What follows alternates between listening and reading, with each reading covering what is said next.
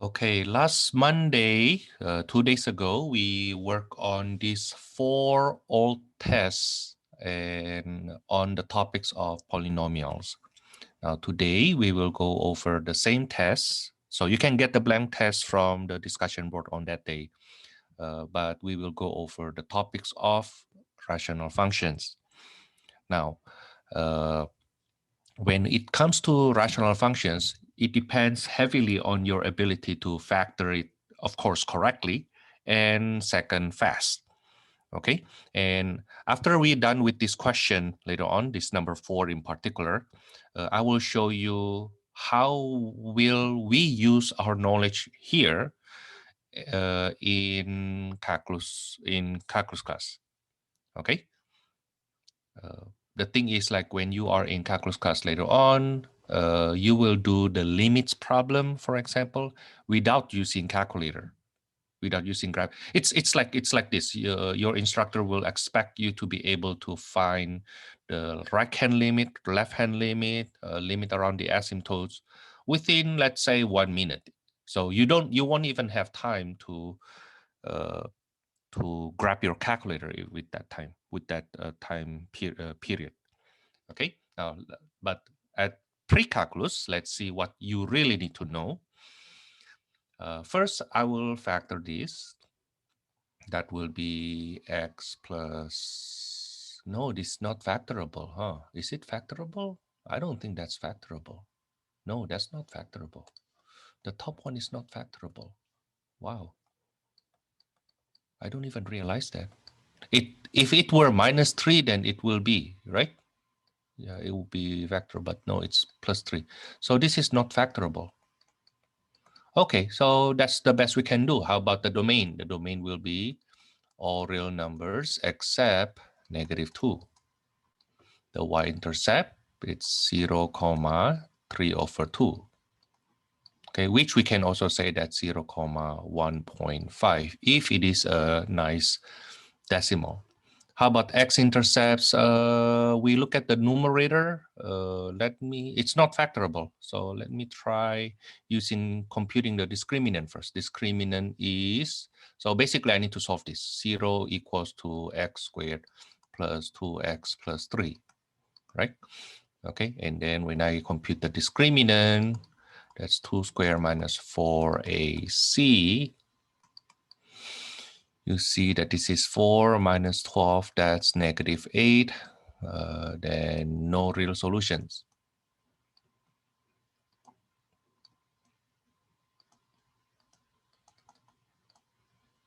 Therefore, it has no x-intercepts.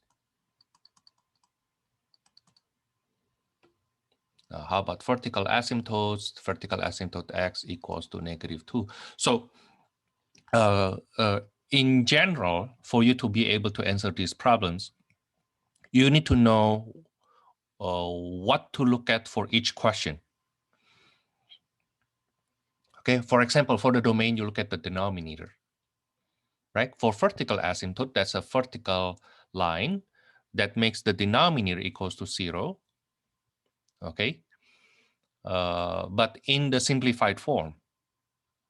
Now, how about the y-intercept? The y-intercept, you will look at this. For x-intercept, you will look at the numerator, set it equals to 0. Okay, so it's like the same thing that you look at, but you answer different aspects of those. Okay, so yeah, once you get used to it, it's supposed to be something quite fun, actually. Now, how about the slant asymptote? Slant asymptote, basically you actually divide the numerator by the denominator. Okay, notice that the degree on the top is 1 more than the degree at the bottom. So when we actually divide it, we will get a linear equation. Okay, 1, -2, 0, 0, 3. So the slant asymptote is y equals to 1x. That's the slant asymptote. Okay, how about the sine graph? We have only one critical number, that is -2. And that gives us undefined, right? No x-intercepts, right? Okay, so when I do the testing, I will get this is positive and this is negative. That's the sine graph. Now I will leave the range of this function out until I'm done with the problems that we can do in this question. Okay, I mean, the range of the function is doable also, but it takes longer time. This question is known to be quite easy except for part G. In other words, students who did attempt this problem in fall 20, most of them are actually okay with all the problems, all the parts here, except for part G. There were only 1 or 2 people get it right. Now let's graph this. So our y-intercept is 0.1, 0.1.5. That's the y-intercept. No x-intercept. We have vertical asymptote x equals to -2. Because I give you these coordinate planes, then you have to draw it to scale, at least for the important coordinates. And then the slant asymptote y equals to x. So slant asymptote y equals to x, it looks like this.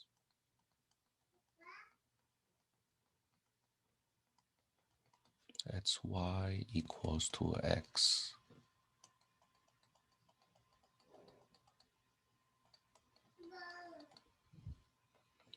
Hold on, I'm kind of losing track. Here. Okay, but with only 1 point, what we can do, then you plot more coordinates. Okay, you plot more coordinates. Let's see, our function fx equals to x squared plus 2x plus 3 over x plus 2, right? Okay, from the sine graph, then you see, you can expect we have this situation. Okay, we must come from horizontal, the slant asymptote, right? Okay, and it won't be this one. It won't be this one. It won't be like that. Why? It violates certain things. First, we don't have x-intercept. Okay, and when you compare with the sine graph, to the left of x equals to -2, it's supposed to be below x-axis. Okay, so that's how we know that it won't be this part. Okay, it must be something look like this. Okay, it must look like that. Okay, but to give us more details, right, to give us a better view, then we plug in some coordinates. Let's say when x equals to -3, when x equals to -3, that will be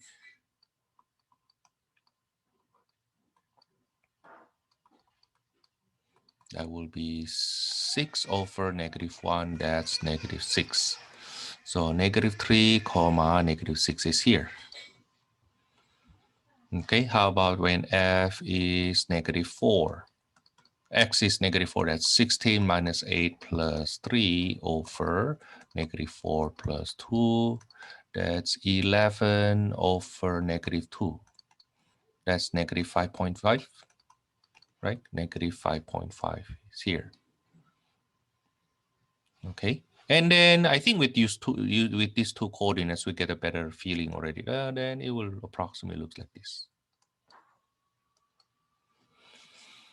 Okay, now how about f -1? Yeah, we know on the right-hand side, it will look like this. It will look like that. Okay, but how to get it more precise or more complete? Let's plot 1 or 2 coordinates on that side. So f -1 will be 1 minus 2 plus 3 over -1 plus 2. That's 2 over 1. That's 2. How about f1? f1 will be 6 over 3. That's 2 again. How about f2? That'll be 4 plus 4 plus 3 over 4. That's 2.75. Approximately here. So the graph will be something looks like this. Yeah, we know we will get closer and closer to the slant asymptote. Okay, so that's what the graph look approximately. Let me make it thicker.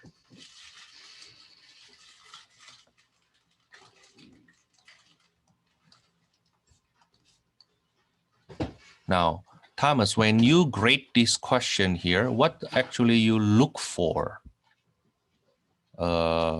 These 5 points, 1 point for the vertical asymptote, 1 point for the slant asymptote, 1 point for the Y-intercept, and 1 point each for the approximate shape. So even if you don't plot these coordinates,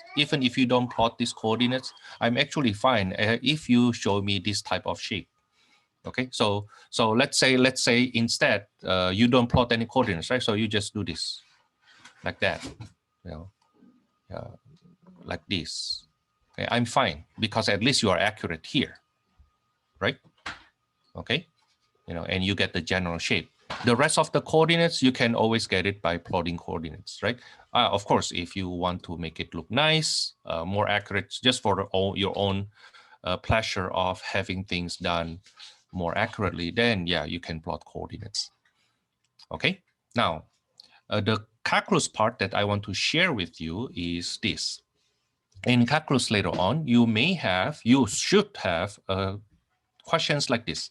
Let's say they ask you limit x goes to infinity of x squared plus 2x plus 3 over x plus 2.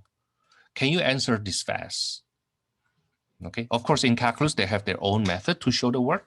Okay, but they will be nice if you know the answer without showing the work first, right? You still need to show the work though with your teacher. Okay, but yes, I mean, if you know the answer first without showing the work first, that would be really nice, right? The way we look at that is this, and this is the reasoning why we say that's we learn the slant asymptote, because you see that on the numerator, the leading terms is x squared. On the denominator, the leading term is just x. So in case x goes to infinity, the numerator will go to infinity a lot faster, twice faster, you can say, than the denominator, right? Therefore, the ratio will be infinity, okay? So because once you look at the dominant part, right? Once you look at the dominant part, then it will becomes limit. This is not the correct way to show the work, okay? But this is the intuitive way to show the work. So the limit that you have in the original question is basically you look at the leading terms of the numerator denominator, and the answer for the first question you have here is the same to the answer you have here. That's how we know that, oh yeah, the limit, if you go very far to the right-hand side, the limit will be infinity. Okay, now what happens if I change the problem to negative infinity instead? So I change this to negative infinity instead. The same thing. When x is very, very big positive or very, very big negative, then the dominant part will be the leading terms on the numerator and denominator. Now, when you go very, very far to the left, then it's basically the same to what happened to x itself when you go very far to the left. That will be negative limit. The limit is negative infinity. Okay, now the more difficult question that a lot of students cannot answer when they saw that question because they don't know how to attack the problem is this. If you take a look on my teaching record, you notice that I never teach calculus 1. I wonder if you realize that. Yeah, I never taught calculus 1. Actually, I taught that once at Castelli, but only one time formally. I substitute a lot for calculus 1 class. But I know from my colleagues and my assistants in the past that a lot of students cannot answer these kind of questions, at least not that fast, because they don't know how to attack that. Then, of course, then the blame should go to precalculus instructors, right? Suppose x approaching 2 from the left-hand side on this function, then what will this equal to? What will this equal to? How do we attack this problem? The way we attack this problem is by creating the sine graph. you look at the sine graph. Now you have undefined here, so that's your asymptote, right? I mean, we know that will be your asymptote. Now, if you approach from the left-hand side, then the asymptote will be below x-axis. Then the only way it's negative infinity. Okay. Did you learn sine graph in precalculus? Yes. Okay. Do you learn to graph a rational function in precalculus? Yes. Then why can't you answer this question if you ask that question to calculus students? The answer is because a lot of pre-calculus instructor did not emphasize the usefulness of sine graph and how to read from that. Okay, most students say, oh, I need to graph it. No, you don't need to graph it. You just need the sine graph. Okay, you just need a sine graph. So again, the way we attack that problem will be, okay, this is a sine graph, right? Okay, the critical numbers, we need that around -2, right? Okay, so that's undefined there. Okay, and then make sure no other critical numbers in the surrounding. Okay, if you have any, make sure you pick a number in between. Okay, and you just need one of them. You don't need both of them. You don't need critical number. You don't need the testing points on the left-hand side, -1, and on the right-hand side on it's like 0, let's say. No need. Why? Because what you need is actually approaching from the left-hand side. You approach -2 from the left-hand side. So this is what you want to do. This is what you want to know. You know it will be either infinity or negative infinity. Right? It will be either an infinity or negative infinity. Now, once you find out, oh, the sign here is negative, so the answer here will be negative infinity. Okay, that's how we use it. Okay, but again, a lot of students there did not realize that's how you're supposed to do it. And a lot of instructors in pre-calculus, they also don't know why these students don't know. So it's not they don't know what's the reason. They just don't expect pre-calculus students don't know that. It's like, so the expectation of those calculus instructor and the expectation of those pre-calculus students who pass pre-calculus, kind of like there's a big gap in there, you know. Okay, so that's the key. That's the key. Okay, now I will insert this kind of little questions again for the next questions, but let's answer the hard part from this question: how to find the range. How to find the range of this function. Okay, in other words, what is the minimum number we have here? The top part, the upper part of this curve has a minimum, and the lower part of this curve, of this graph here, has a maximum. The question is, this is y equals to what? Y equals to what? Okay, now once we know that, then we know the range, right? We know the range. Basically, we believe there's an interval that we need to exclude from all real number for the range. Now, can we find those numbers? Now, many people say that this question can only be done in calculus class. No, it's actually not. Okay, it can be done here at this level. Okay, you don't need to go to calculus to answer some question, and this question is in particular something we can do. Okay, but of course it's not that easy, right? It is not that easy. Am I deleting anything there earlier? Nothing, right? What did I erase earlier? No, I didn't erase anything.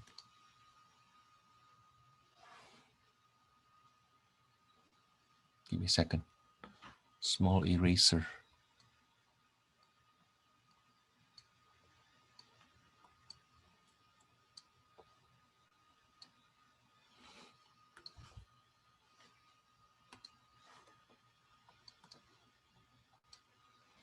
Okay, now let's answer this question. Find the range of that function.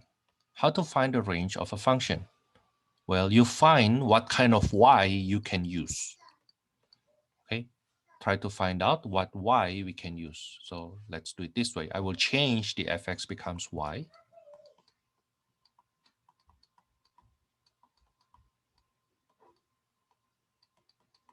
And then I will solve for x. I will solve for x. Solve for x. And the plan is after we have x equals to something, right? Then on the right-hand side here, we read the y. What kind of y we can plug in there and still get real x. Okay, so basically we use the same idea to what we did here to find the domain. How did you find the domain of this function? You look at this function and then ask yourself, what kind of x can I use? What kind of x I cannot use? I cannot use -2, right? Okay, now same thing here. I will solve for x. And after that, I will read what kind of x, what kind of y I cannot use. Okay, so I will multiply both sides by the LCT.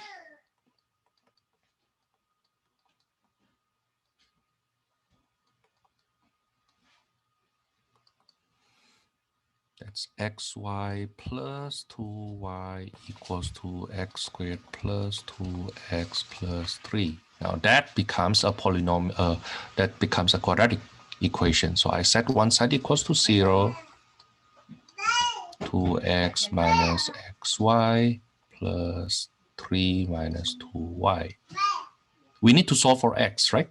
Okay, but the x here is quadratic. So I will use quadratic formula where my a is 1, my b is 2 minus y, and my c is 3 minus 2y.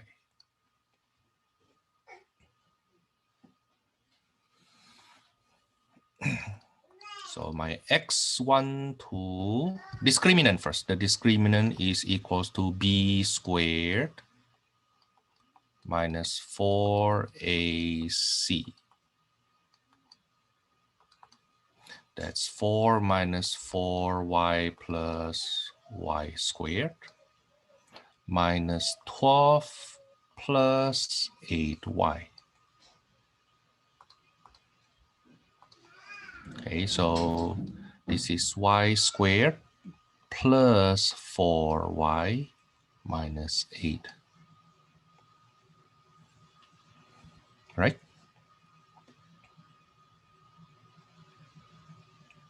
Now then imagine this. Then x12 will be negative b plus minus square root of the discriminant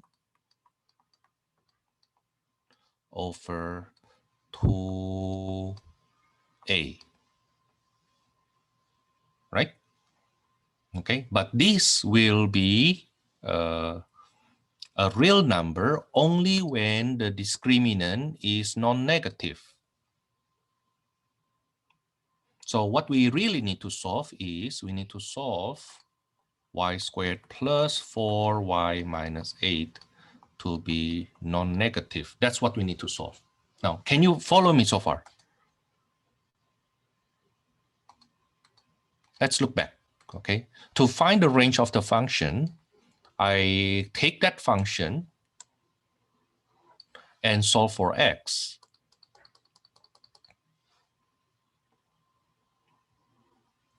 So you will have x equals to blah, blah, blah, blah in terms of y.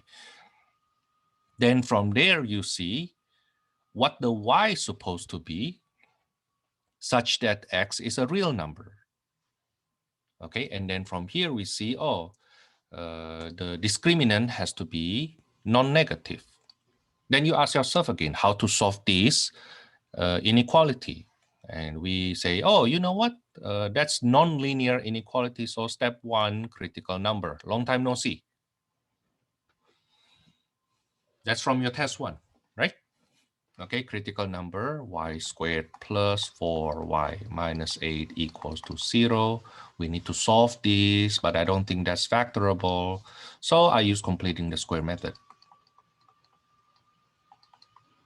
I add 4, I add 4. So I get y plus 2 squared equals to 12. So y plus 2 equals to plus minus square root of 12.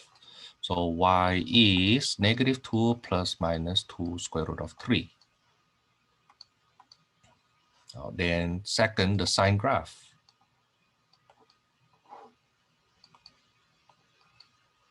-2 minus 2 square root of 3, -2 plus 2 square root of 3. Those are the zeros of this polynomial. And it's quadratic, leading coefficient positive. So it should be opens up, right? So the sine graph will be plus, minus, plus. You can use testing point also, don't get me wrong. Okay, you can use testing point also, but I take benefit from the fact that it is a quadratic function.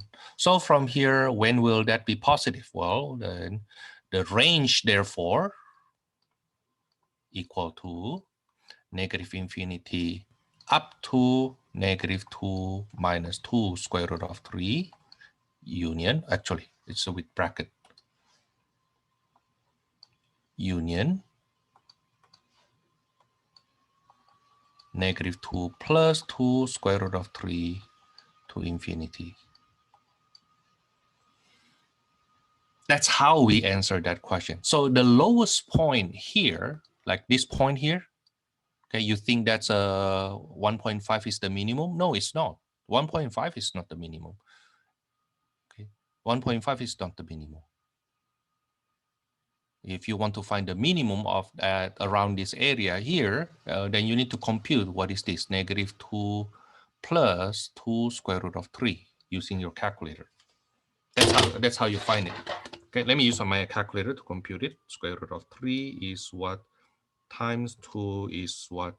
And then 2 minus that number is what? That's negative. Okay, should be plus. Okay, 2 or the opposite. So yes, that's equals to approximately 1.464. So this 1.5 that we get here, right? That's not the minimum point. That's not the minimum point. If you move a little bit to the right, it will go a little bit smaller. Okay, so if I zoom this part here, if I zoom this part, if I zoom that part, okay, that's the bubble I make here for the y-intercept. The graph actually goes this way, a little bit smaller before it goes up, like that. So the minimum point actually happens to the right of that. Okay, not at that blue bubble there. No, it's not. Okay, now the thing is, when I ask this question, yes, some students still use graphing calculator, and then they just suddenly give me the answer. It's like, oh, you know what, the range is from what to what, and then they say that's from -infinity to -5.5, and then from 1.5 to infinity. Nah, no, you don't even show me how you get that. Okay, so I hope you see why this question becomes on the difficult side. Good thing is only 5 points. Okay, but to find the range of the function, one way is if the functions are basic function, quadratic, let's say, okay, absolute value, the transformation of 1 over x. So quadratic function, absolute value, transformation of 1 over x, or square root of linear inside. We can compute, we can find the range quite easily. But what if we have rational functions? Okay, then it will be a lot harder. And in many cases, most of the case we cannot. Most of the case we cannot. Now, in this case, we happen to be able to find the range. Okay, so we solve for x and see what kind of y we can use. Now, in this case, because we end up in need of solving that nonlinear inequality, then you go back to that 3-step procedure. Okay, now that's for number 4 from this 420 test 2. Let's go on to number 5. Number 5, let's factor this. Always factor it first. Okay, so this is 2x times something. That will be plus 4 minus 3 plus 4 here, minus 3 here, over x plus 4, x plus 2. So this function is equal to, I will cancel x plus 4. Okay, so that's equals to 2x minus 3 over x plus 2 whenever x is not equals to negative 4. It is undefined when x equals to negative 4.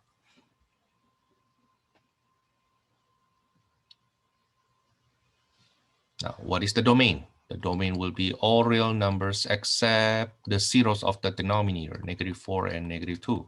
What is the y-intercept? That's 0, negative 12 over 8, which is 0, negative 1.5. Or you can say negative 3 over 2 also. How about the x-intercepts? The x-intercept will be 2x minus 3 equals to 0. Okay, so x equals to 3 halves.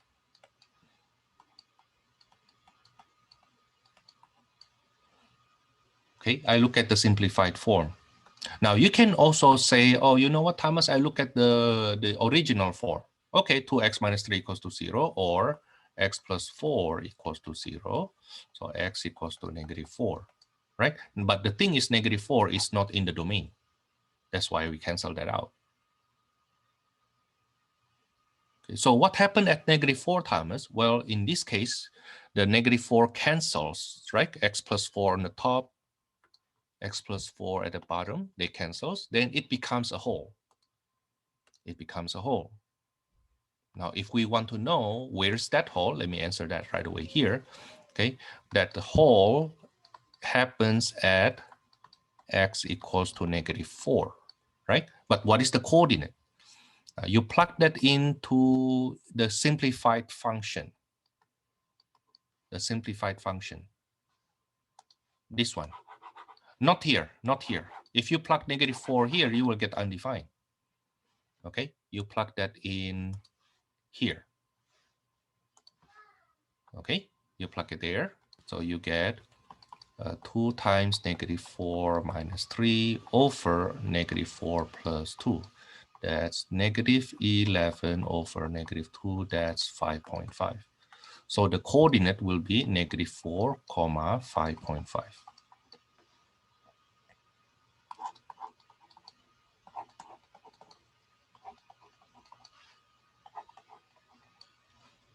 Okay. How about the vertical asymptotes? Vertical asymptotes, you look at the simplified version. What is the 0 on the denominator? X equals to negative 2.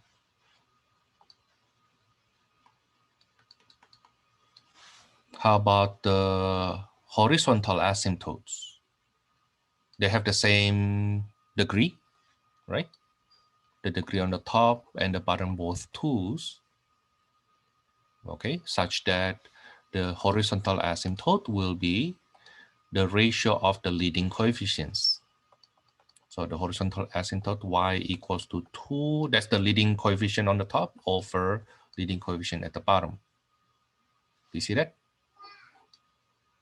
Okay. Now remember, it has to be equation of a line though.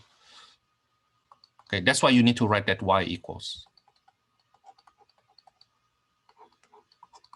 Okay. So we are basically done with all the ingredients. Of course, I don't ask in this question here, I don't ask what is the sine graph, but I can ask that. Okay, I can ask what's the sine graph, okay, to help us graphing it. But suppose we don't have this, we don't have sine graph. Can we graph this? Well, you can do that on your scratch paper, of course, right? But let's do what we can. The y-intercept 0, negative 1.5 is here. X-intercept 1.5, 0. I'm sorry, I write it incorrectly here. This is not right. The x-intercept never look like that. That's 1.5, 0. Okay, good thing I go over that again. And then we have a hole at -4, 5.5. So we have a hole here.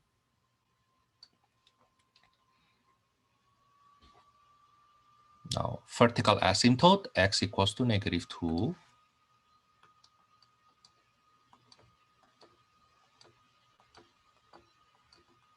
That's x equals -2.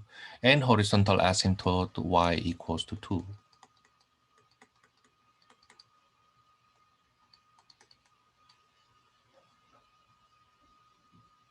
Now, we know that our graph will always come from horizontal asymptote, right? Okay, so on the left-hand side here, we know it will go this way. This will be good enough for me. How do you know that, Thomas? Why it's not going down? Why the graph is not going down? Well, because you have a hole up there, not down here. That's one. Okay. Second, if you go down, then you must have had an x-intercept there. Okay. Now, at this point, however, we don't know if the graph's supposed to be, maybe, we don't know yet, but I don't think so. The graph, why the graph not look like this? In other words, it doesn't have x-intercept, but it has an horizontal asymptote intercept. Now, we don't know that yet, okay? We can find it out, but if I don't ask that question, means you don't need to worry about that. However, this is where you find a hidden extra point, okay? A hidden extra point. Now, some students, then they are aware, Thomas, there's actually a possibility it goes like the one I did earlier in red. Now, how do we know that it is not, or it is actually crossing like that? Then you do the check.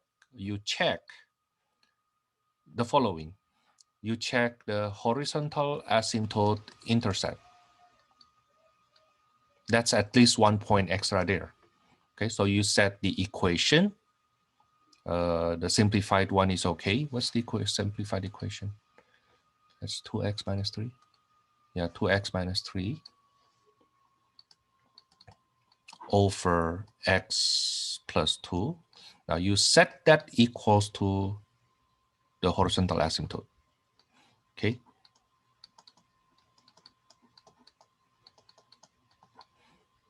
If there is horizontal asymptote, horizontal intercept, horizontal asymptote intercept, then there must be an x satisfying that. And from here we see that's not true. No horizontal asymptote intercept. Okay, that confirms that the graph on the left-hand side here is not something looks like this. Okay, it's not something look like that. No. It's like some people, I mean, what I'm trying to say is this. There are two possibilities, that the graph is always above horizontal asymptote, or the graph actually start from slightly below horizontal asymptotes and then cross that going up. But if the case is the red case, then you must have horizontal asymptote intercept there, which according to our computation, that's not true. Okay, now notice that what we did just now to find horizontal asymptote intercept, and we found out there is no horizontal asymptote intercept, then we can safely say that on the right-hand side, the graph will look like this. There is no horizontal asymptote intercept also. Basically, when we check this, we confirm that the graph will not look like that. And the graph here will not look like this. Like it has horizontal asymptote intercept. No, it won't be. Okay. Now, I don't ask that question explicitly here because most instructors actually don't ask that question, as I know. And I worry more about the basic stuff that you need to be able to graph this rational function. Now, so graphing rational function, like the one I just did here, is basic for this class. Okay, I do expect students who pass Precalculus able to graph this with our calculator. Okay, Now, I cannot ask too many questions though in a test, right? That's why then sometimes I ask the sine graph, sometimes I don't ask the sine graph. Okay, sometimes I ask, do we have the horizontal asymptote intercept? Sometimes I don't ask that. Okay, but the basic are the domain, x-intercept, y-intercept, vertical asymptote, horizontal asymptote, the whole. For this question, actually, we can ask, what's the range? Can you find the range of this function? Now, to find the range of this function, you look at the graph. Okay, the graph is actually pretty clear. Okay, the range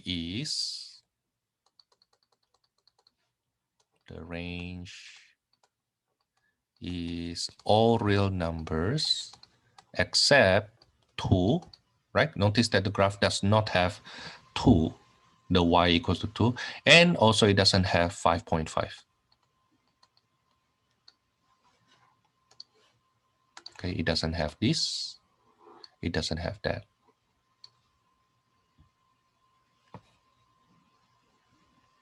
Okay, now that's for this number 5 from this section. It's faster, huh?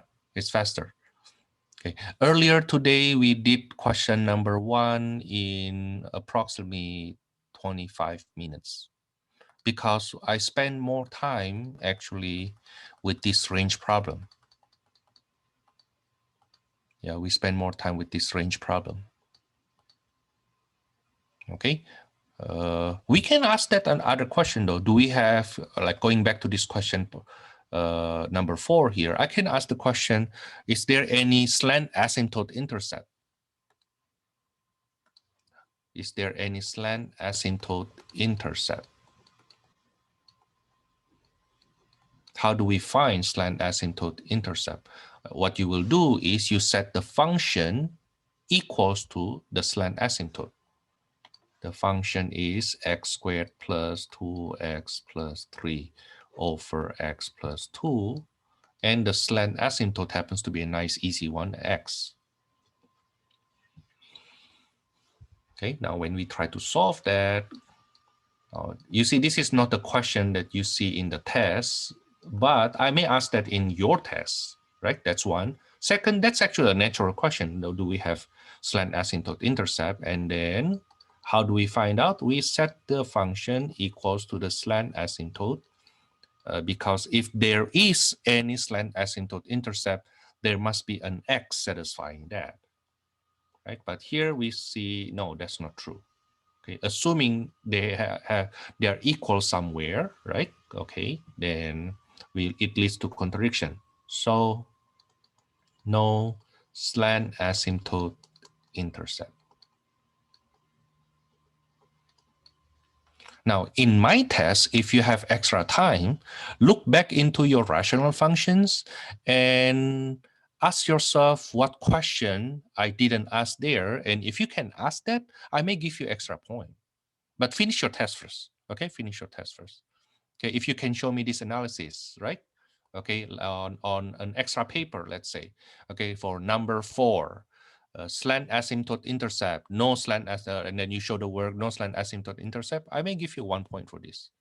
I don't ask that question, but you can give me a more detailed view of that functions, and therefore more detailed view of the graph. Okay. Like for number 5, for example, let's say, for example, for number 5, I forget to ask you the coordinate of the whole. Now, if you can compute that for me, I give you that 1 extra point. Okay, I don't ask that question because sometimes I don't ask certain question because I just want you to give me what is this, the one that I really want you to know. Okay, and the others are like, you know what, I will ask that in the other question. Now that's for number 4 and 5 from fall 20. Let's go to spring 20.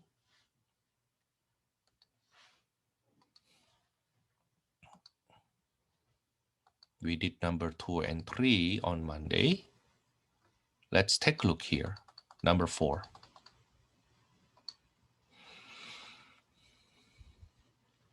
Find the domain, y-intercept, x-intercept, vertical asymptote, slant asymptote, and the sine graph, and the range of fx.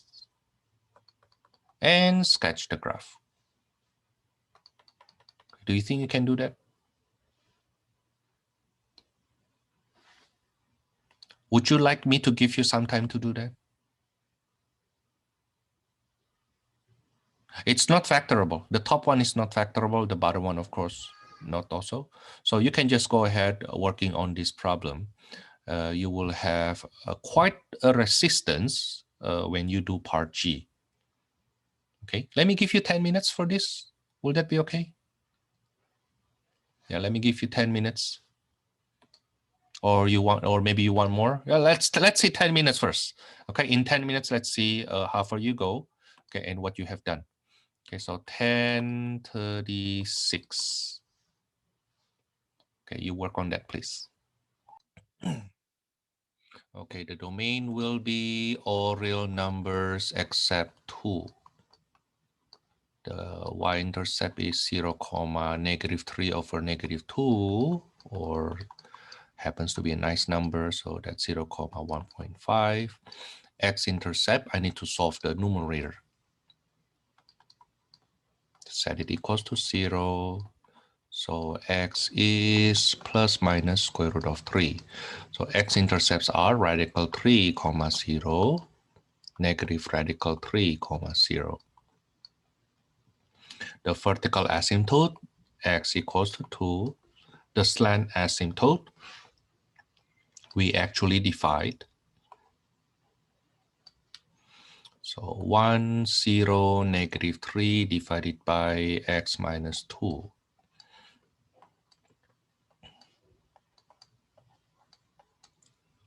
So the slant asymptote is y equals to x plus 2. Now, some little explanation. Why is it, Thomas, that when to find the slant asymptote or the curvilinear asymptote, we actually divide it? Well, because what happened is this, then x squared minus 3 over x minus 2 is basically equal to, from that syntactic division, you see, this is equal to x plus 2 plus 1 over x minus 2. That's what it actually means. Now, why then the slant asymptote is just the quotient? Why don't we include this part? Well, because slant asymptotes talks about what happened to the graph when you go x very, very big or very, very small. Now, when x is very big, this is approximately 0. This part here is approximately 0 when x equals to very big. Okay, so when x, let's say, is 10,000, 1 million, this is basically 0, and it follows this, becomes very dominant. Okay, the dominant part will be this, but this one becomes nothing. Okay, likewise, when x goes to very negative, let's say -1,000, -1 million, then the dominant part only the quotient, but not the remainder part. Okay, that's the explanation why, and when we try to find the slant asymptote, we get that. That also the explanation, one way to explain why we have horizontal asymptote. Okay, now how about the sine graph? Going back there, the sine graph, we have 3 critical numbers here. Those critical numbers are x equals to 2. That gives us undefined. And negative radical 3 and radical 3, those are the zeros. Okay, now one little question implicitly you should realize that radical 3 is less than 2. Okay, I said that because in the test, during the test, I saw somebody actually do the sine graph this way. Now this is wrong. This is wrong. That's wrong. Okay, because 2 is greater than radical 3. How do we know, Thomas? Well, because 2 is radical 4, right? So radical 4 for sure is greater than radical 3. Okay, now then I will use the y-intercept.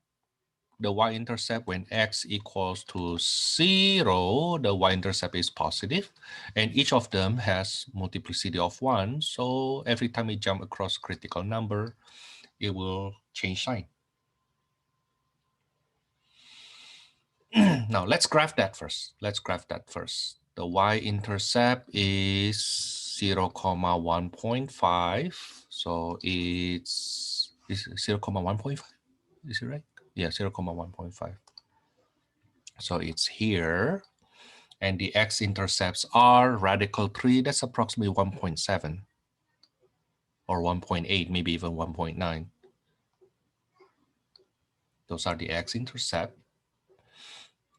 The slant asymptote is y equals to x plus 2. So the y-intercept of that slant asymptote is 0, 2 with slope 1. Now in the test, if you are not going to print the test out, then at least prepare some graphing paper in case you need it. Okay. We have vertical, this is y equals to x plus 2, and we have vertical asymptote, x equals to 2. So here.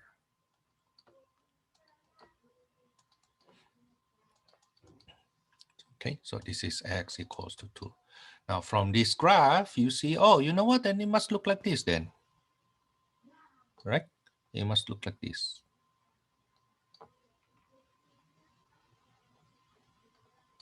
Now the thing is, what happened here? Well, we know it must look like this.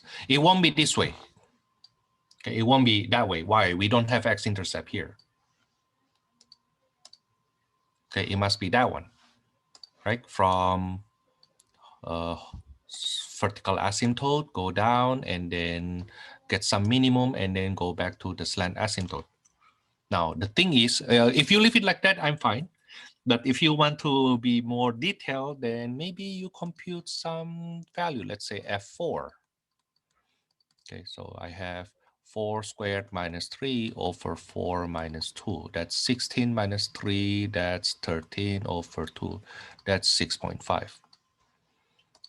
Okay, so if you want to be more detailed, then when x equals to 4 is 6.5. It's here. How about when x equals to 3? So 3 squared minus 3 over 3 minus 1. 9 minus 2, that's 6. So that's 6. So yes, approximately it looks like this. Right? Approximately looks like that. Now, approximately half of those students who attempt this problem and get most of them correct, when they did the graph, okay, they forget this part. They forget that part. They only did this one. They only did this one. Okay, that's why in that case, I penalized them 1 point, because this part here is part of the graph, right? Even though we don't have coordinates that you need to plot, at least you say, oh, it should be here and not here, basically. Okay.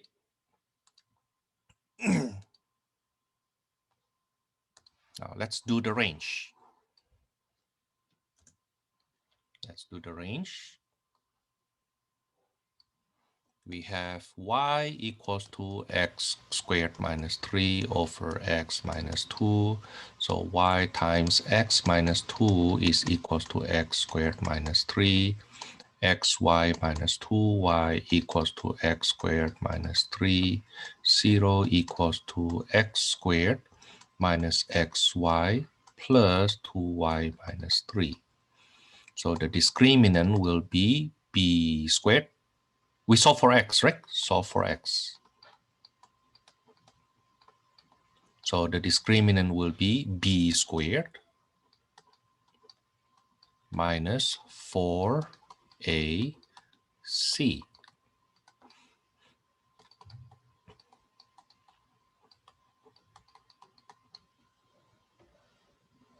Now, so x12 will be negative b plus minus square root of y squared minus 8y plus 12 over 2a.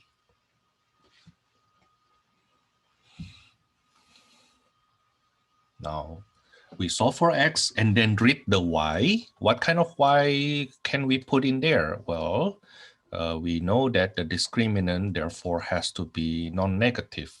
In other words, y squared minus 8y plus 12 should be greater or equals to 0. Okay, now because that's nonlinear inequality, I need to follow through the three-step procedure. Oh, by the way, this is factorable, right? Nice. So y minus 6, y minus 2 equals to 0. So the critical numbers are y equals to 6 and y equals to 2. Sine graph.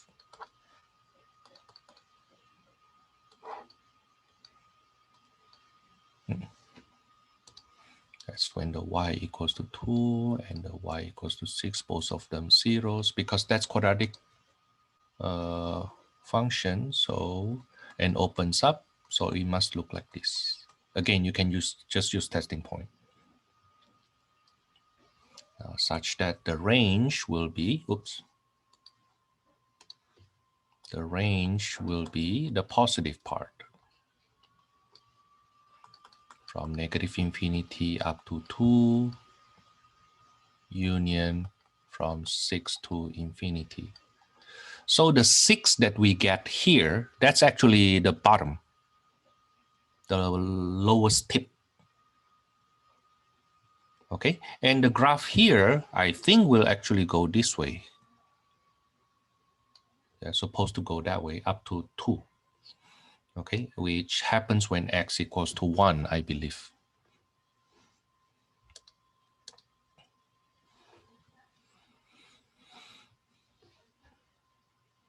Okay, that's how we get the range.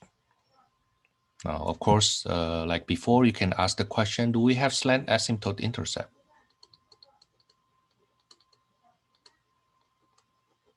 Just in case the graph actually look like this, you know, just in case, right? I'm pretty sure it's not, but that's another question though. How do you know that it's not, right? Okay, and it is by solving, you set the function equals to the slant asymptote. Okay, so x squared minus 3 equals to x plus 2x minus 2. X squared minus 3 equals to x squared minus 4, which implies negative 3 equals to negative 4. That's a contradiction. So no slant asymptote intercept.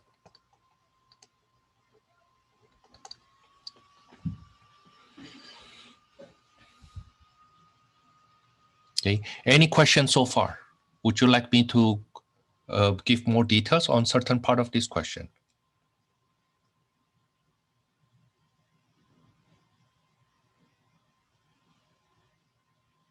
Now, if not, you're good? Yeah. Okay, then let's go on to the next question. Number 5 from this section.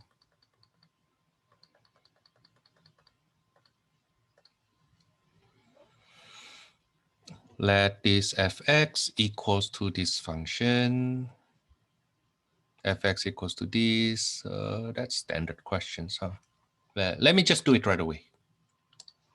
Okay, I will factor. On the top, we have common factor 2, x squared plus 2x minus 3 over x plus 3, x minus 3.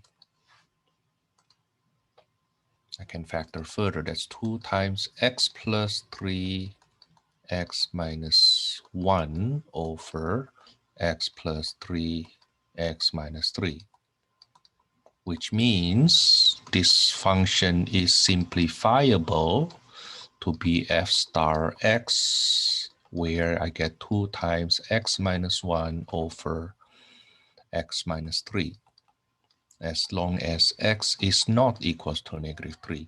So that's a whole at negative 3. It's undefined when x is negative 3. Okay, let me find the coordinate of the whole right away. It's right down here. So f star negative 3 equals to 2 times negative 3 minus 1 over negative 3 minus 3. That's negative 8 over negative 6. That's 4 over 3. So the coordinate of the whole will be negative 3 comma 4 over 3. Don't make it decimal. If you have that kind of fraction and you change it to decimal, it becomes 1.666666 like that, and you tend to round it somewhere, right? Just leave it in fraction. Just leave it in fraction. Okay, now you see that once you are able to factor them and simplify, then you can say a lot more. For example, what is the domain? The domain is all real number except negative 3 and 3. You are done. Right? It doesn't take you 2 minutes actually to do that problem, so the domain question, but you actually spend more time in the work to prepare the framework for the rest of the problem. Okay, that's why the factoring part here is extremely important. Okay, how about the y-intercept? At 0, negative 6 over negative 9, which is equal to 0, 2 over 3. Again, do not make it into decimal. Just leave it in fraction. How about x-intercepts? You look at 2 times x minus 1 should be 0, so x equals to 1. Right? The x-intercept is 1, 0. Vertical asymptote, x equals to 3. Horizontal asymptote, y equals to 2 over 1. Therefore, that's y equals to 2.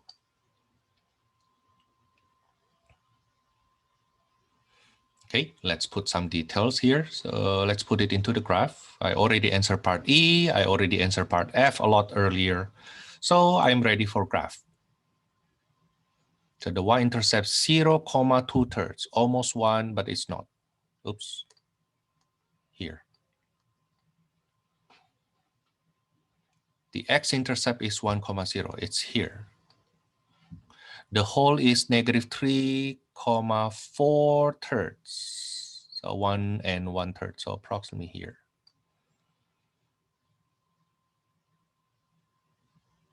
Okay, vertical asymptote, x equals to 3.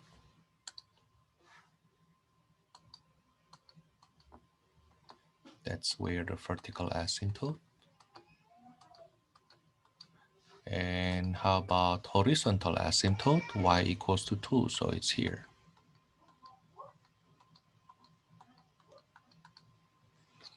Okay, so we can estimate, and yeah, at this point, if you just graph it like this, then you will do, oh, from horizontal asymptote, we catch a hole.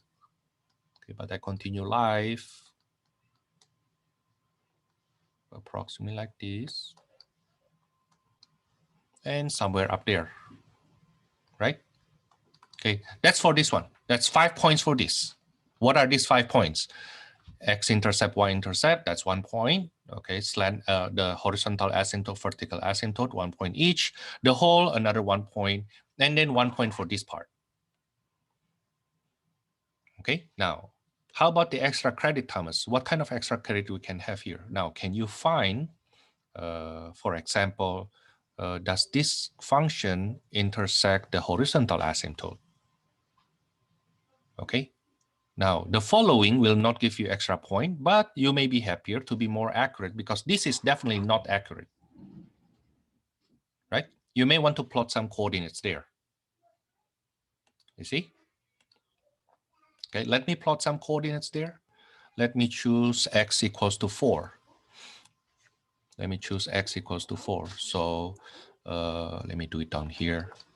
So f star 4. You don't need to put that into the original function. The simplified one is good enough.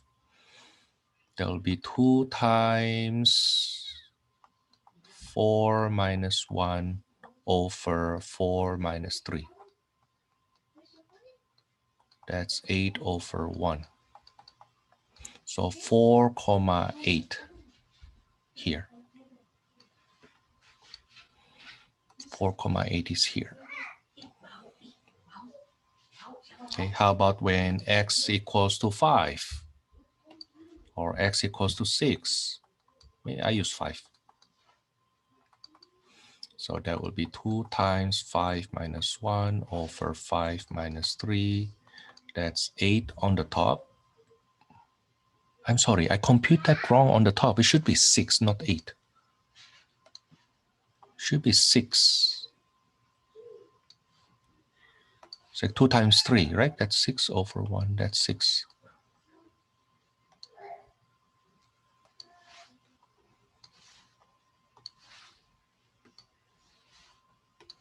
So 2 comma 6 is here. Okay. And then this is 8 over 2. That's 4. So when x equals to 5, it's 4. How about when x equals to 6? 2 times 6 minus 1 over 6 minus 3. That's 10 over 3. That's approximately 3 and 1/3. 3 and 1/3. Right? Then we can approximate the graph. Very likely it looks like this.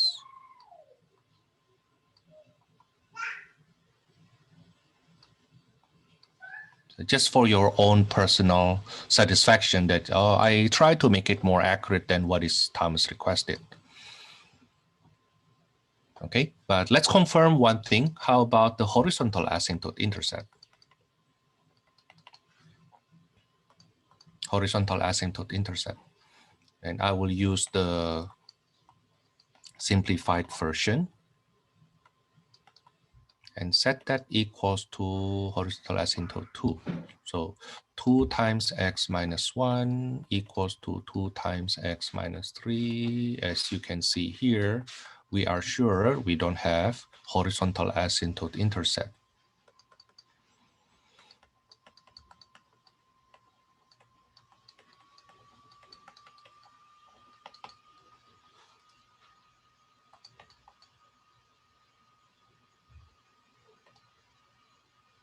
Okay, that's for this question. Any question from here?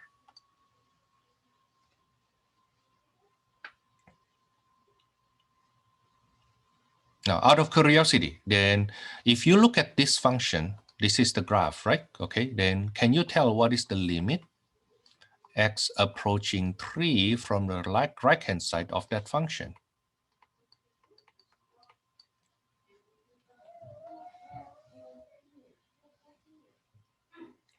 Of course, I don't give you extra points if you work this out, okay? But I may, in this next test, I may ask this question. I think that's reasonable, right? You know how to create your own graph, right? Okay, of course, assuming your graph is correct. If your graph is wrong, then there's no way for you to answer this. As x going to 3 from the right-hand side. So this is my x equals to 3. Okay, and you approach x equals to 3 from the right-hand side. The value of the function will be going to positive infinity, right? That will go to positive infinity.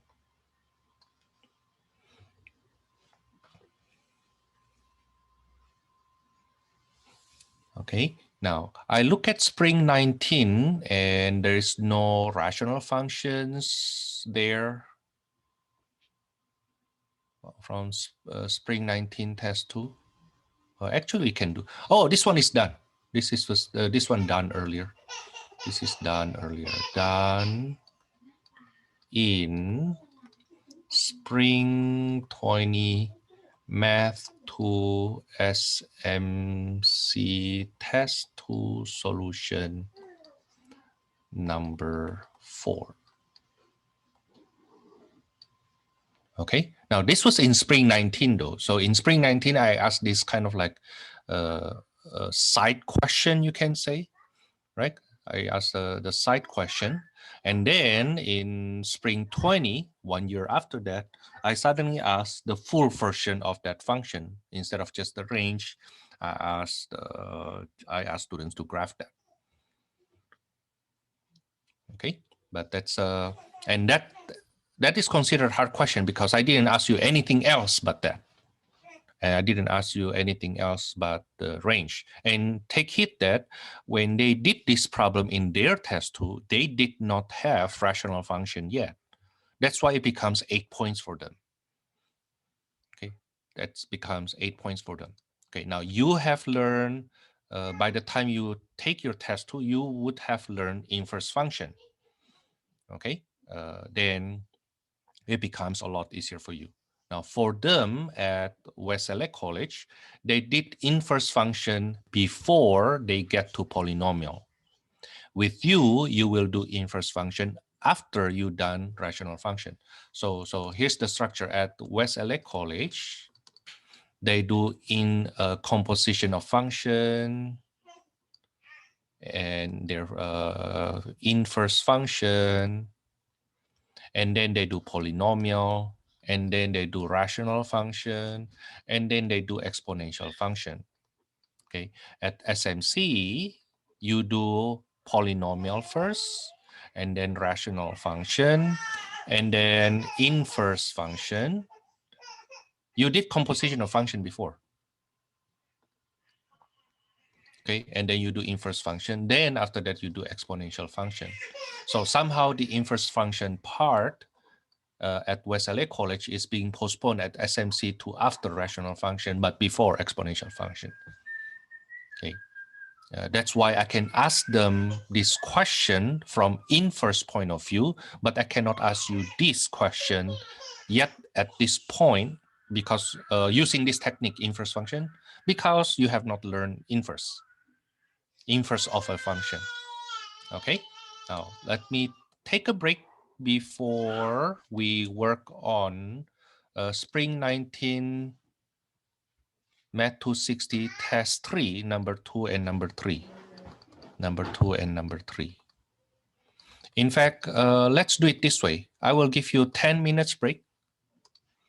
10 minutes break plus 10 minutes to work on this problem. Maybe just 5. 5 should be good enough. 5 minutes to work on this problem. It's basically all you see here, right?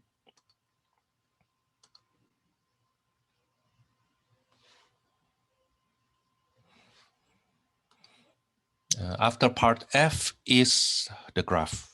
Okay, after you do the sine graph, you do the graph. So right now it's 11:03 plus 10 plus 5. We come back at 11:18.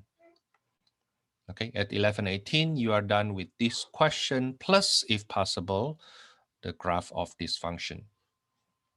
Okay, if you go down there, then you will see that I asked those students to graph it.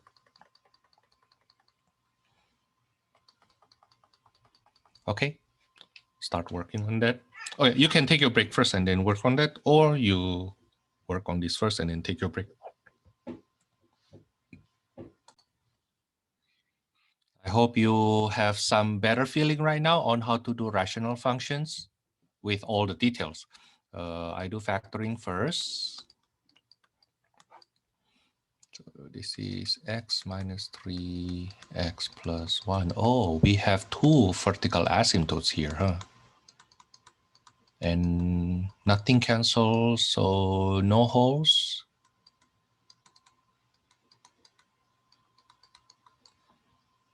Okay, from here we see that nothing cancels, so no holes.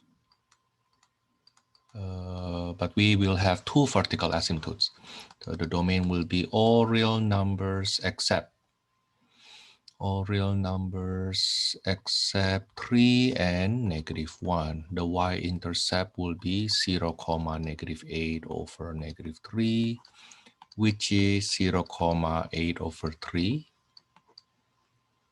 Okay, if we need to plot that later on, that's 2 and 2/3.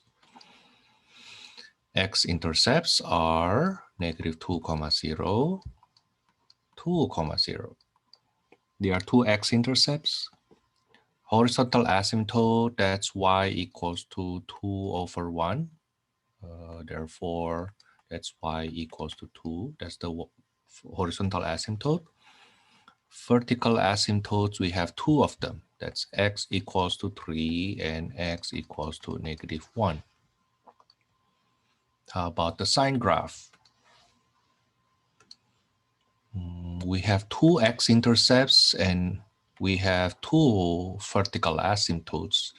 Wow, that would be quite busy here. So we have -2, -1, 2, 3.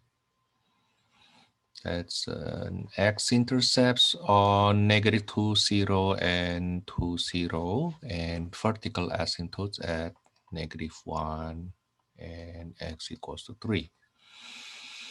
Now the y-intercept is positive number. So this when x equals to 0, that's positive. Because each of them has multiplicity of 1, then change sign, change sign, change sign, change sign. Okay, now let's see. So if I sketch the graph, I will have the y-intercept 0, 2 and 2/3. So a bit over half of between 2 and 3. And x-intercept 2, zeros, -2, zeros.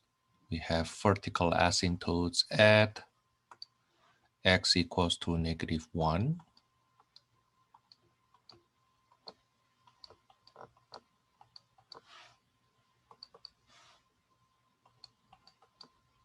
X equals to -1. And x equals to 3.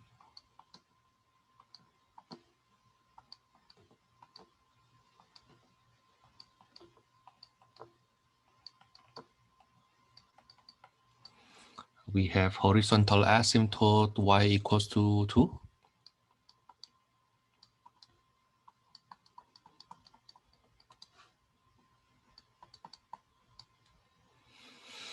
Okay, so what the graph is supposed to look like? Well, I believe it looks like this. There's no hole. Okay, now if you give me this, I'm happy enough. If you give me this, I will be happy enough. Compare that with the sine graph though. Okay, if you give me this, I will be happy enough.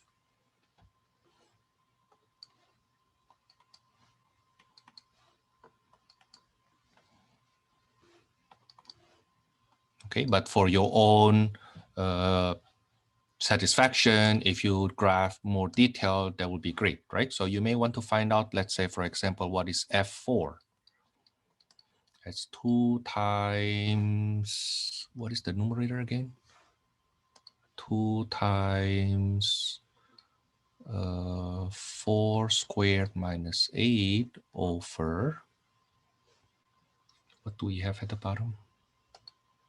X squared minus 2x minus 3. So 4 squared minus 2 times 4 minus 3. So that will be 1632 minus 8 over 16 minus 8 minus 3. So for 5, that's 24. That's 4.8.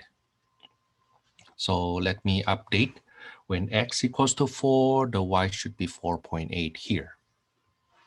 When x equals to 5, then it will be 2 times 5 squared minus 8. That will be 17 over, no, that's not 17. No, 50 minus 2, 50 minus 8. 50 minus 8 is 42 over 25 minus 10 minus 3. 25 minus 10 minus 3. It's 42 over 12. How many times is that? 36. 3.5.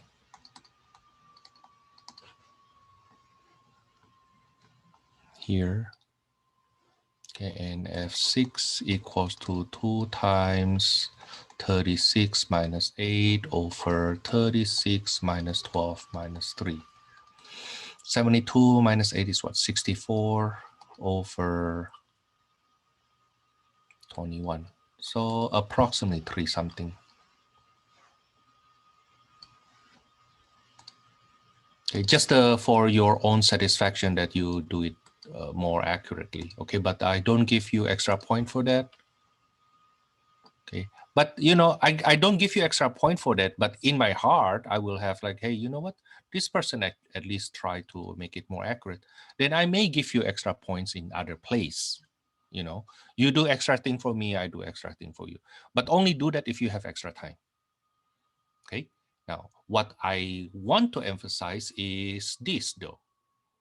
The very obvious question that we can answer is, where is the horizontal asymptote intercept? We know we have at least one.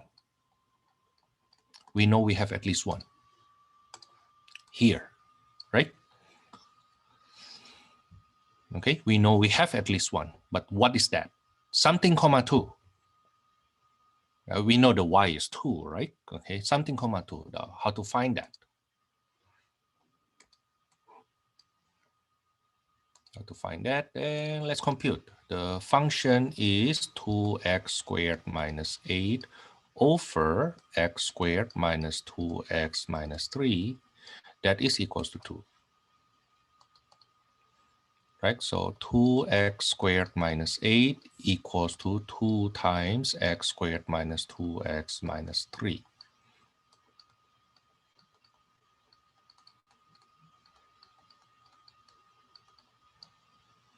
So cancel the 2x squared. Okay, let me continue here. So I will get negative 2 equals to negative 4x. So x equals to 1/2. So horizontal asymptote intercept will be 0.5, 2. That's the coordinate. So the coordinate here, that's 1/2, 2. Now, if you give me this one, that will be at least 1 point.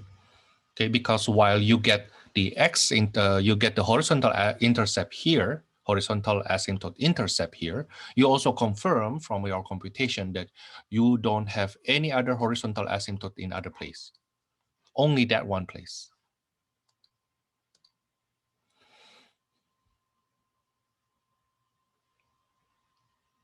Okay.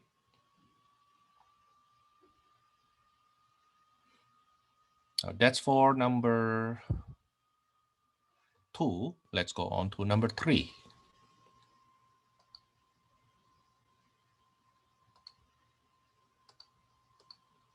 Oh, by the way, looking back here, what is the range for this function? Anybody can tell me? That's an easy question though, because you have the graph already. What is the range?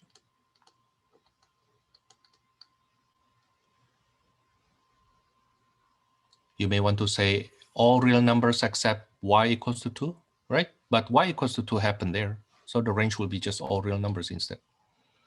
Okay, whatever x you choose, whatever y you choose, you will have an x for it. Okay, instead for whatever y you choose, I will have 2 x's going there except when y equals to 2. Why? How do I know that? Because for every horizontal line that you graph, you pull, it will touch the graph at 2 different places. The only horizontal line that only touch the graph 1 time is when you choose y equals to 2, which is the horizontal asymptote, and it crossed the graph only at 1 point.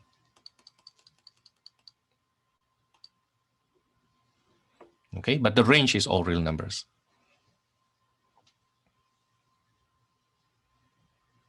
Okay, now let's go on. Number 3. Let this function be this, and then, well, basically we need to solve all this problem here. Is there any problem below this? No more. Oh, find coordinate of the hole. Oh, then there's a hole. We expect something cancels.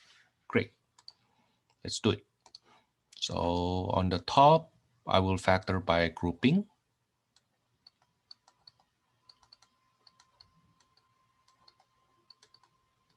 At the bottom, that's simply a difference of squares.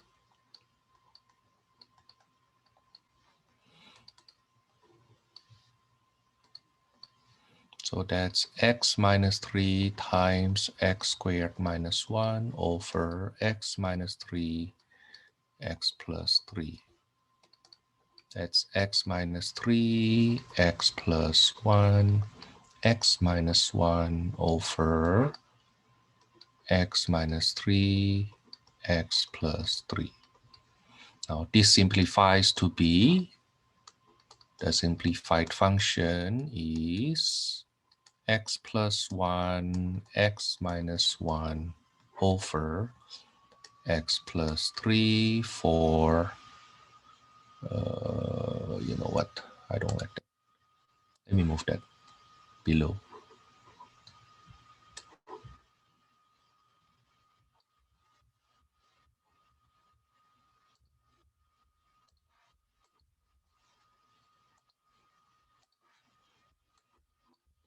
Or x not equals to 3 undefined when x equals to 3.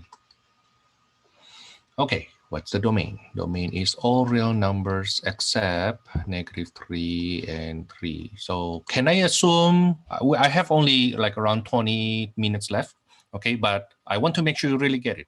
Can I assume every time I give you a rational function, you know how to find the domain?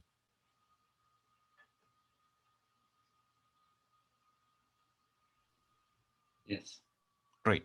Okay, the y-intercept, 0, 3 over negative 9, that's 0, negative 1/3. Okay, and I think I can assume that you could know how to find the y-intercept also all the time. For x-intercept, that will be negative 1, 0, 1, 0. Okay, 3, 0 is not an x-intercept. In fact, you will see that's actually a hole. Vertical asymptotes, x equals to negative 3. Now, because the degree on the top is 1 more than the degree at the bottom, then we will have oblique asymptote, right? Okay, how to find the oblique asymptote? You can divide those. You can divide this long way.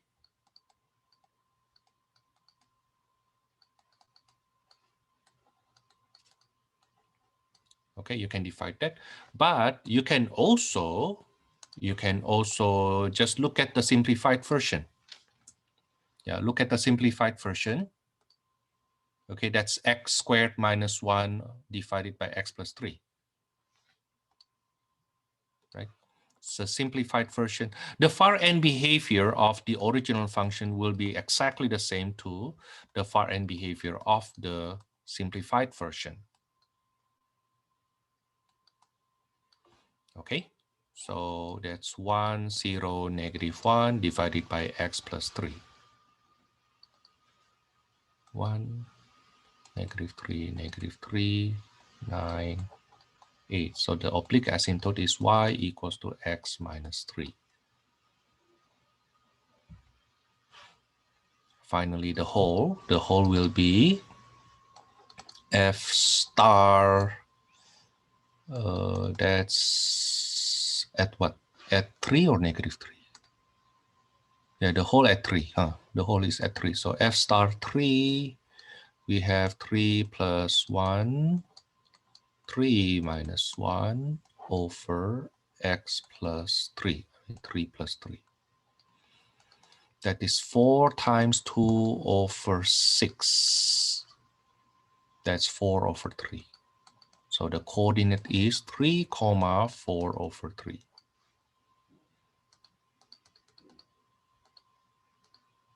3, 4 over 3. So the whole will be here. X-intercepts 1, 0, negative 1, 0. Y-intercepts 0, negative 1/3. So it's here. Okay, oblique asymptote y equals to x minus 3. So the slope is 1. The y-intercept of that line is 0, negative 3.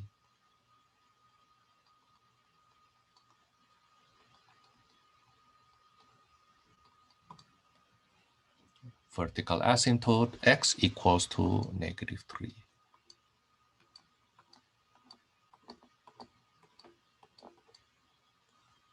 Okay, now then when we draw it, we know it will look like this. Don't forget we have a hole there.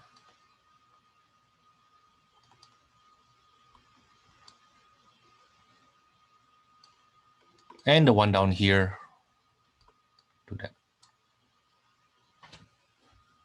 Okay, and that's it, we are done.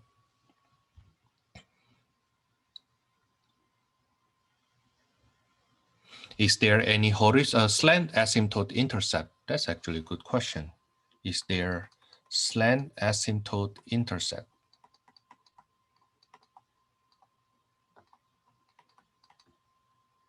Slant asymptote intercept. So I set the function or the simplified function x squared minus 1 over x plus 3 to be equal to the slant asymptote x minus 3. Oh no, there's nothing.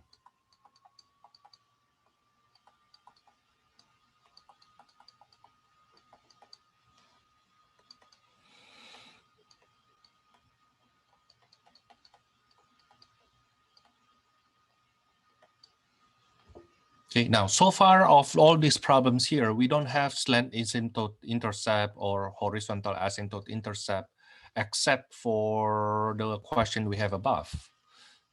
Okay, but it's not always the case though. It's not always the case. There are times that we have slant asymptote intercept. Okay, now this is basically where we end for these rational functions. Okay, this is basically where we end on rational functions. And I will stop here. I actually can go on with composition of function problem, like on 420, right? We can do the domain. The domain here is easy. The inverse function we have not done, right? But we can do part D and E and F. Actually, we can do part C also, if you know how to graph that function, right? This is rational function, so you know how to graph that already. Okay, but let me just leave it to be on Monday. Now, the thing is, I want to say this. There is a chance, I'm not sure, there is a chance that on Monday, I cannot go online. There's a chance, a very small chance. I don't think that will happen, but I need to anticipate the little probability that I won't be able to go online on Monday. Let me tell you why. Because this Friday I will go to Vegas. First time going out after 1 year. Yeah, I go to Vegas. Venetian asked me to go there. They give me a free room, 4 days, 3 nights room for free. It's a king suite. Not bad, huh? And it's until Monday morning, but I plan to just stay until Sunday evening and drive home to LA on in the evening. So Monday morning I should be home already and able to teach. But there's a chance that I will stay until Monday morning. Therefore, if that's the case, I will run the class from Las Vegas. So still, I will still be online. Okay, and the only time I won't be able to do that if for some strange reason they give me a very good room but they don't have good internet connection. That's the only time I can think of that I won't be able to go online Zoom with you. Okay, now I will try not to let it happen. Okay, and if I figure out that they don't have good internet connection there, then on Sunday evening, I will make myself come back to LA as soon as possible. Okay, yeah, but that's basically it that I will go for. Now, tomorrow with the Tuesday, Thursday class, I will do inverse function. I think that's chapter 4, section 4.1. Yeah, I will do inverse function 4.1 and touch base a little bit exponential function. Okay, touch base a little bit on exponential function. Now, your test 2 material basically come from 2.7. I don't remember. Is it 2.7 or 2.6?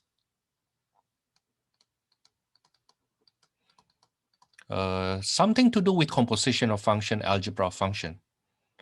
All the way to 3.6 and then 4.1, 4.2, 4.3. Okay, we are done with 3.5. We are done with 3.5.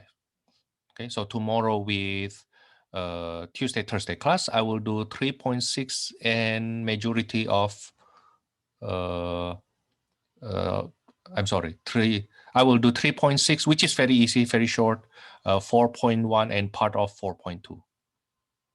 That's what I will do with Tuesday, Thursday class. And then next week, Tuesday, Thursday, on Tuesday, I will go over, finish up the exponential function. 4.2 and 4.3 actually the same material. So we can finish it. I may even touch base 4.4 at that time. Okay, that's the schedule that the things that I plan to do. Okay, then that's for today. See you on Monday. Thank you. You're very welcome.